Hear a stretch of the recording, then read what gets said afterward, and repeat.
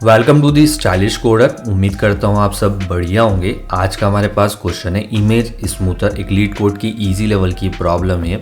इस क्वेश्चन में बेसिकली हमारे पास जो सिनेरियो रखा है वो सिनेरियो कुछ ऐसा है कि हमारे पास में एक इमेज है, उस इमेज पे अपन को फ़िल्टर अप्लाई करना है। ठीक है, वो फ़िल्टर की वर्किंग कैसे होगी, मीन्स कि अगर आप उसके अंदर, जैसे हमारी जो इमेज होती है उसके अंदर पिक्सल होता है, उस पिक्सल के अंदर उसके जितने भी सराउंडिंग सेल्स होंगे उसका एवरेजिंग उस पिक्सल पे आएगा। ठीक है, कैसे आएगा तो मैं आपको इसका एग्जांपल के थ्रू इसको समझाता हूँ। ठीक है, तो अगर अपन देखते हैं तो हमारे पास में क्या गिवन होगा, हमारे पास में इस क्वेश्चन में गिवन होने वाला है m क्रॉस n की मैट्रिक्स गिवन होगी। ठीक है, जो हमारी उस इमेज को रिप्रेजेंट कर रही होगी।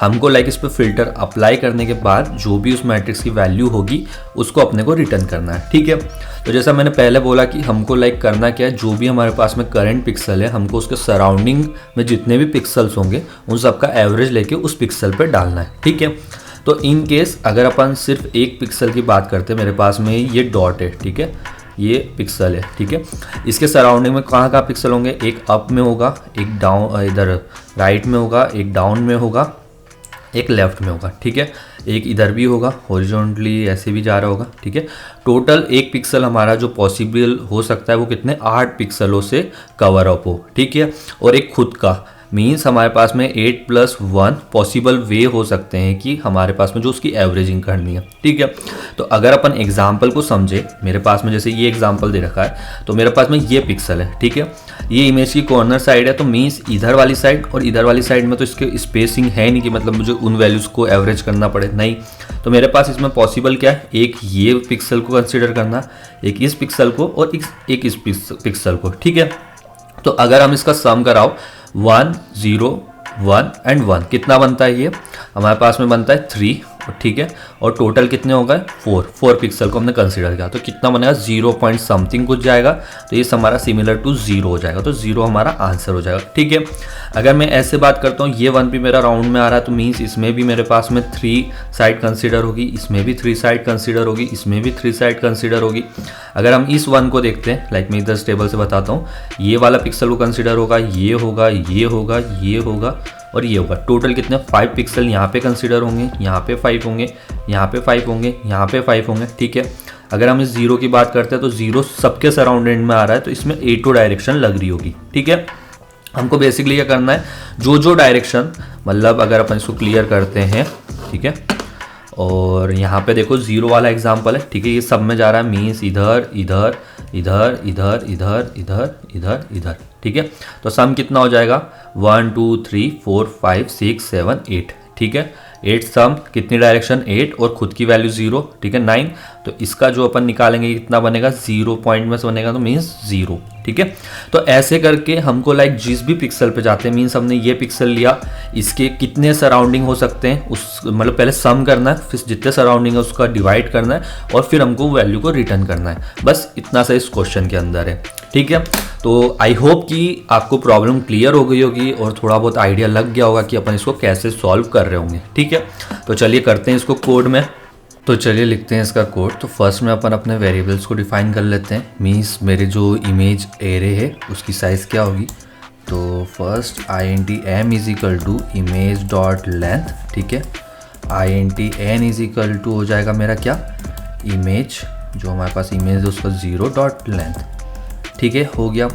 अब इसके बाद में हमको जो इसके अंदर आंसर रिटर्न करना, मतलब जो आउटपुट आएगा वो हमारे पास 2D एरे होगा। ठीक है, तो अपन उसको भी डिफाइन कर लेते हैं, INT आंसर, जिसके अंदर अपन वैल्यू को अपडेट करेंगे। तो न्यू इंट इसकी साइज़ m और n होगी, क्योंकि जो हमारे पास गिवन में है वही साइज़ होगी इसकी। ठीक है, अब हमको करना क्या है, हमको जो भी हमारी ij पोजीशन है उन सारी पोजीशन पे करना है, तो अपन को फोर लूप लगाना है। तो INT i equal to 0, i tends to m होगा यहाँ पे और i हमारा ++। ठीक है, फिर एक और फोर लूप लगाना पड़ेगा जिसके अंदर हम INT j is equal to 0, j tends to हमारा n और j++ हो गया। इसके बाद में जो हमारे पास में आंसर है, आंसर i एंड j को अपन यहाँ पे अपडेट कर देंगे। ठीक है, जो अब अपडेट कैसे करना है कि मतलब जो भी हमारा कैलकुलेट करना है हमको एवरेज जो भी उस पोजीशन से निकलेगा, तो अपन यहाँ पे एक फंक्शन बनाते हैं कैलकुलेट एवरेज करके, ठीक है। तो ये फंक्शन हमारे लिए क्या करेगा, वैल्यू को कैलकुलेट करके लेके आएगा जिसको अपन आंसर में डालेंगे और इन द लास्ट अपन यहाँ से रिटर्न कर देंगे हमारे किसको, आंसर मैट्रिक्स को, ठीक है। तो ये हमारा कोड हो जाएगा। अभी कोड कंप्लीट नहीं हुआ है, इसके अंदर हमारे पास में हमको कैलकुलेट एवरेज बनाना पड़ेगा, ठीक है। तो यहाँ पे अपन ने एक मेथड बनाया प्राइवेट इंट करके कैलकुलेट, जो अपना एवरेज कैलकुलेट करेगा, ठीक है। तो एवरेज कैलकुलेट करने के लिए हमको क्या क्या चाहिएगा, मीन्स कि हमको लाइक ये पोजीशन पता होनी चाहिए, ठीक है, और इसके रिस्पेक्ट में जितनी वैल्यूज़ है वो सारी वैल्यूज़ चाहिएगी। तो मीन्स मुझे यहाँ पे ज़रूरत पड़ने वाली किसकी, int i, int j, ठीक है। ये तो मेरे लिए क्या हो गए, पोजीशंस लेके आ गए, ठीक है। और हमको चाहिएगी क्या, int m, हमको जो उसकी आउटबाउंड भी पता होना चाहिए ना, int j n, ठीक है। और यहाँ पे हमको इमेज भी चाहिएगी क्योंकि जहाँ से हमको वैल्यू लेनी है वो, ठीक है, इमेज, ठीक है। अगर हम m और n को ऑप्शनल भी रख सकते हैं, क्यों, आप इमेज वाली से ही वापस m और n को यहाँ पे कैलकुलेट कर सकते हैं, ठीक है। अपन यहाँ से पास कर रहे होंगे i j m n और ये हमारी इमेज, ठीक है, हो गया। अब ये तो हमारे पास में ये हो गया। अब ये जो मेथड है ये हमारी कैसे कैलकुलेट करेगी, मीन्स जो जो यहाँ पे डायरेक्शन से 8 डायरेक्शन थी जो अपन ने डिस्कस करी थी, तो अपन यहाँ पे एक 2D का एरे बनाते हैं जो हमारी डायरेक्शन के लिए वर्क करेगा, ठीक है। तो यहाँ पे डायरेक्शन क्या होगी हमारे पास में, एक बार अप जाएगा, डाउन जाएगा, लेफ्ट जाएगा, राइट जाएगा, फिर थोड़ा सा इधर अप, ऐसे करके 8 हॉरिजॉन्टली भी तो वर्क करेगा ना वो, ठीक है। तो फर्स्ट अपन लिखते हैं -1 0, ठीक है। फिर इसका अपोजिट ले लो, क्या हो जाएगा 1 0 हो गया, ठीक है।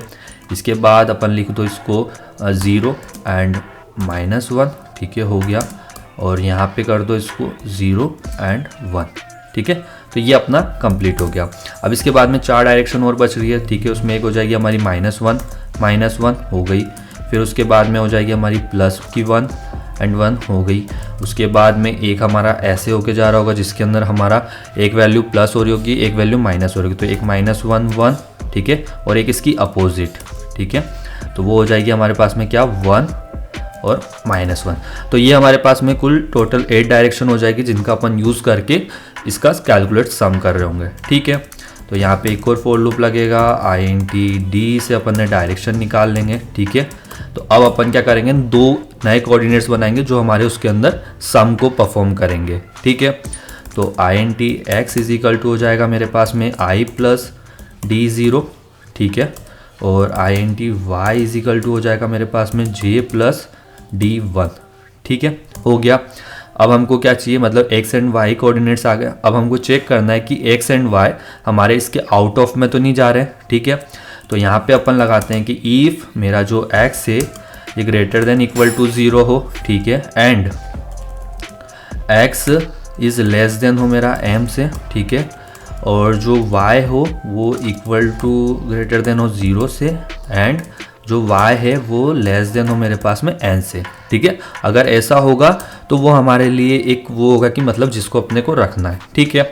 तो हमको क्या करना है, हम इसमें सम ले लेते हैं इस इंडेक्स का और इसके काउंट कर लेते हैं। तो फर्स्ट में अपन को यहाँ पे एक वेरिएबल बनाना पड़ेगा int सम करके। सम में क्या आ जाएगा हमारे पास में, जो इमेज i और j पे जो होगा वो, ठीक है। और यहाँ पे अपने को एक और वेरिएबल बनाना पड़ेगा जिसके अंदर हमारे पास में कितने डायरेक्शन से उसका काउंट रखे, ठीक है। तो अपन इसको काउंट बनाते हैं, उसको इनिशियली 1 रखते हैं क्योंकि हमारे पास में 1 तो उस पोजीशन का होगा, ठीक है।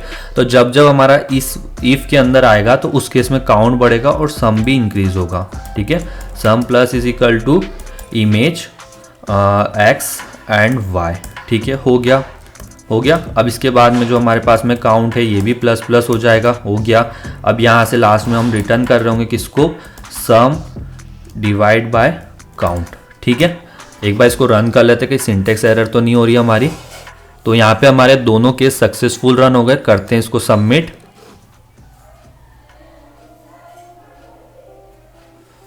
तो यहाँ पे हमारा कोड भी सक्सेसफुल सबमिट हो गया है। अब बात करते हैं इसकी टाइम एंड स्पेस कॉम्प्लेक्सिटी की, वो क्या हो रही होगी हमारे इस कोड की। तो फर्स्ट अगर हम देखते हैं जो हमारा मेन फंक्शन था इसके अंदर, तो हमने यहाँ पे एक इंटीजर का एरे बनाया, ठीक है, जिसकी साइज़ होने वाली m क्रॉस n की हमारे पास में, ठीक है। स्पेस लेगा ये हमारा o m n का, ठीक है। उसके बाद में हमारे पास में 2 फॉर लूप लगे हुए हैं, नेस्टेड है तो मीन्स मल्टीप्लाई होगा।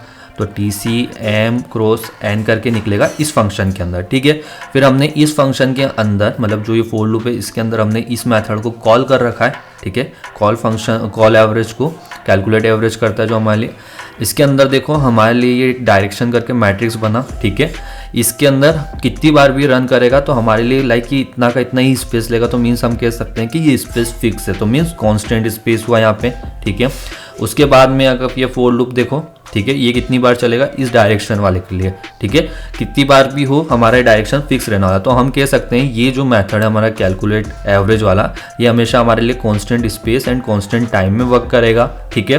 तो हमारी जो total time and space complexity निकलेगी वो हो जाएगी ओ एम क्रॉस एन, और टाइम कॉम्प्लेक्सिटी भी होगी एम क्रॉस एन, ठीक है। ये हमारा आंसर के लिए आ रहा है, तो हम इसको ऑक्सिलरी स्पेस में भी कंसीडर कर सकते हैं, ठीक है। तो गाइज ये था हमारा आज का सॉल्यूशन। उम्मीद करता हूँ आपको सॉल्यूशन ने हेल्प की होगी। फिर मिलते हैं अपन किसी और वीडियो के साथ, तब तक के लिए आपसे बाय।